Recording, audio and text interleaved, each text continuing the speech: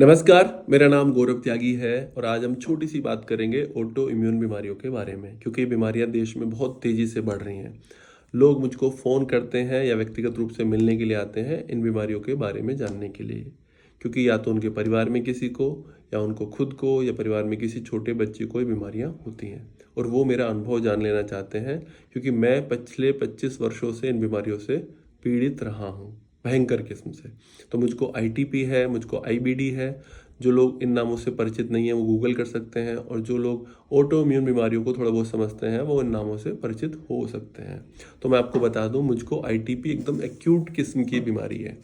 जैसे मुझको स्प्लीन का रिमूवल हो चुका है, वो बिल्कुल लास्ट की स्टेज होती है और स्प्लीन रिमूवल के बाद भी, स्प्लीन की सर्जरी के बाद भी जो दवाइयाँ होती हैं वो मेरी कई सालों तक चलती रही, उसके बाद की बहुत सारे ट्रीटमेंट चलते रहे हैं। तो आप ये तो जान लीजिए, आप किसी भी परिस्थिति में क्यों ना हो, ज़िंदगी रुकती नहीं है, ज़िंदगी थमती नहीं है, ज़िंदगी आगे चलती रहेगी। एक वक्त ऐसा भी था जब मुझको लगता था कि मैं यार एक कदम भी कैसे चल पाऊँगा, ख़ास तौर से स्प्लीन की सर्जरी के बाद। लेकिन पिछले साल मैंने एक पदयात्रा की कश्मीर से लेकर कन्याकुमारी तक, 4000 किलोमीटर लंबी पदयात्रा, सर्दी, गर्मी, बरसात, धूप सब सर के ऊपर से गुजरे। लेकिन मैं सकुशल सुरक्षित घर वापस आया। और आप जान सकते हैं जिसको ऑटोइम्यून डिसीज है उसकी इम्यूनिटी तो एकदम खत्म हो जाती है या उसका लेवल बहुत कम होता है। तो आप ये बिल्कुल भी मत समझिए, आप किसी भी स्टेज पर क्यों ना हो, कि आपकी ज़िंदगी थम जाएगी। अभी किन्हीं मैम ने भी मुझको मैसेज किया था 1-2 दिन पहले कि उनके 7 साल के छोटे बच्चे को आईटीपी है।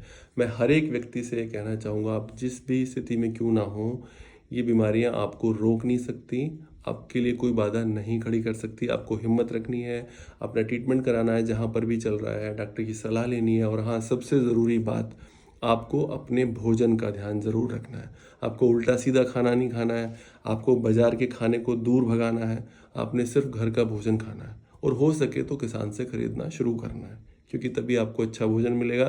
क्योंकि इन बीमारियों का कोई इलाज नहीं है, कोई परमानेंट दवाई नहीं है। अब हमारे हाथ में सिर्फ है हमारा भोजन। ये बात मैं अपने से अनुभव से कह सकता हूँ क्योंकि 25 वर्षों मैंने और मेरे परिवार ने बहुत कुछ झेला है। धन्यवाद, आज के लिए इतना ही। कभी हम इस पर लंबी विस्तृत चर्चा ज़रूर करेंगे। Thank you.